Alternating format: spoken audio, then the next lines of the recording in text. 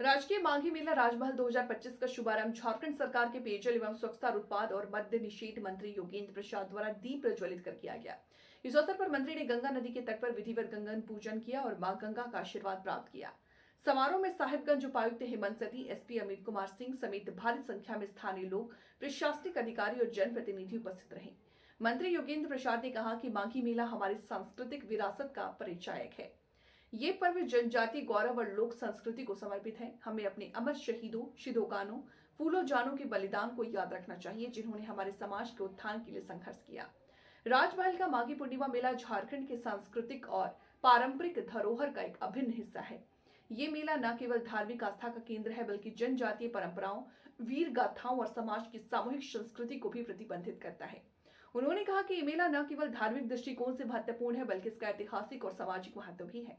मंत्री योगेंद्र प्रसाद ने कहा कि सरकार इस तरह के सांस्कृतिक आयोजनों को और भी भव्य बनाने के लिए प्रतिबद्ध है। उन्होंने ये भी कहा कि भविष्य में राजकीय माघी मेला को राष्ट्रीय स्तर पर पहचान दिलाने के लिए प्रयास किए जाएंगे। वहीं राजमहल विधायक मोहम्मद ताजुद्दीन ने कहा कि माघी मेला जनजातीय समाज के लिए गौरव का पर्व है और इसे और भव्य बनाने के लिए राज्य सरकार प्रयासरत है। मेले में विभिन्न सरकारी विभागों द्वारा झारखंड सरकार की योजनाओं की जानकारी देने के लिए प्रदर्शनार्थियों भी लगाए गए। मुख्यमंत्री जी कतिपय कारणों से यहाँ पर नहीं उपस्थित हो पाए और मैं उनका संदेश लेकर के आया हूँ कि जिस तरह से माननीय मुख्यमंत्री जी ने राज्य को सजाने और संवारने में कोई कोर कसर नहीं छोड़ रहे, उस तरह इस मेले में इसको राजकीय मेला का दर्जा दे करके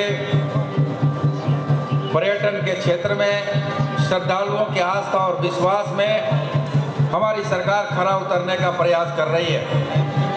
क्योंकि जिस तरह से आज देखे होंगे आप लोग, जिस आस्था और विश्वास का यह मेला, जहाँ इसका इतिहास कोई 100-200 साल का नहीं रहा है, जहाँ तक मेरी जानकारी है और मुझे जो ज्ञात हुआ है, हजारों साल का पुराना इतिहास रहा है, लोगों का श्रद्धा और विश्वास रहा है। और वैसे अवसर पर हमें भी आने का यहाँ अवसर प्राप्त हुआ, हम भी धन्य हुए। माँ गंगा से आराधना करते हैं, याचना करते हैं कि जितने भी श्रद्धालु आपकी गोद में, आपके चरण में आए, तमाम श्रद्धालुओं का उनके मनोकामना पूरा हो, उनके सुख शांति समृद्धि बना रहे।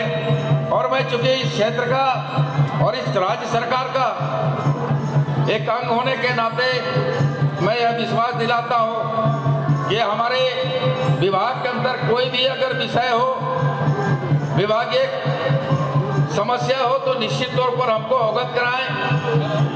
और हमारे विभाग के भी अगर कोई अलग समस्याएं हैं तो माननीय मुख्यमंत्री जी को उन समस्याओं को लेकर के हम अवगत कराएं और उसको निष्पादन कराने के दिशा में आवश्यक पहल करेंगे। विषय इस बात का है कि जो आस्था और विश्वास का यह प्रतीक माँ गंगा हमारा इतिहास में पुरातत्व काल से रहा है।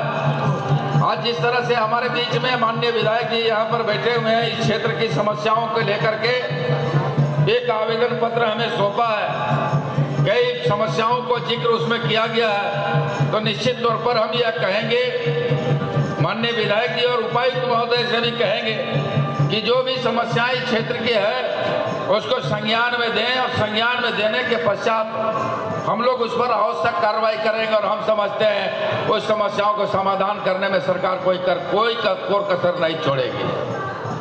क्योंकि आज जहाँ पर इस बात का अगर हम जिक्र करते हैं, इस बात को अगर हम देखते हैं, इस बात को अगर हम उल्लेख करते हैं, देखते हैं, समझते हैं, तो झारखंड के साहिबगंज जिले के राजमहल में जहाँ उत्तरी वाहिनी गंगा नदी के तट पर लगने वाला ये माघी पूर्णिमा मेला कई मामलों में, कई मायने में, चाहे वह धार्मिक, सांस्कृतिक, सामरिक महत्व रखता है। इस मेले को दूसरा नाम भी आदिवासी महाकुंभ के रूप में जाना जाता है। यहाँ मेला आदिवासी और गैर आदिवासी समाज की संस्कृति मेला का उदाहरण है। राजमहल की इस ऐतिहासिक धरती पर लगने वाला माघी पूर्णिमा मेला बिहार, बंगाल, असम, उड़ीसा, बांग्लादेश, यहाँ तक कि नेपाल में भी लोग आते हैं और यहाँ के आस्था और विश्वास मान करके पूजा अर्चना करते हैं और अपनी मनोकामना को पूरा करने का काम करते हैं। श्रद्धालुगण अपने अपने गुरु बाबा के अखाड़े भी पहुँचते हैं और वहाँ पर गंगा स्नान पूजा अर्चना भी करते हैं। राजमहल के उस सामरिक दृष्टिकोण से भी यहाँ का एक अलग महत्व है। इस जिले में बरहेट विधानसभा क्षेत्र के सिद्धू कान्हू, जिन्होंने अंग्रेजों के खिलाफ लड़ाई लड़ते लड़ते, जिसे 1857 के क्रांति का जनक माना जाता है, अंग्रेजों ने दोनों को पंचकटिया स्थित पीपल के पेड़ पर, जो हमको ज्ञात हुआ इधर ही पे अगल बगल में है, खुलेआम पर फांसी पर लटका दिया था, जो आज क्रांति स्थल के नाम से प्रसिद्ध है। और मैं विशेष न कहते हुए इस बात को दोहराना चाहूंगा कि निरंतर जिस तरह से इस माघी मेला के प्रति लोगों का श्रद्धा और विश्वास बढ़ता चला जा रहा है, आने वाला समय में पूरे देश नहीं पूरे विश्व के लिए एक उदाहरण का स्वरूप प्रस्तुत होने जा रहा है। मैं इन्हीं बातों के साथ अपनी बातों को समाप्त करने से पूर्व कहेंगे कि राज्य सरकार जिस तरह से पिछले 5 सालों में काम किए, आने वाला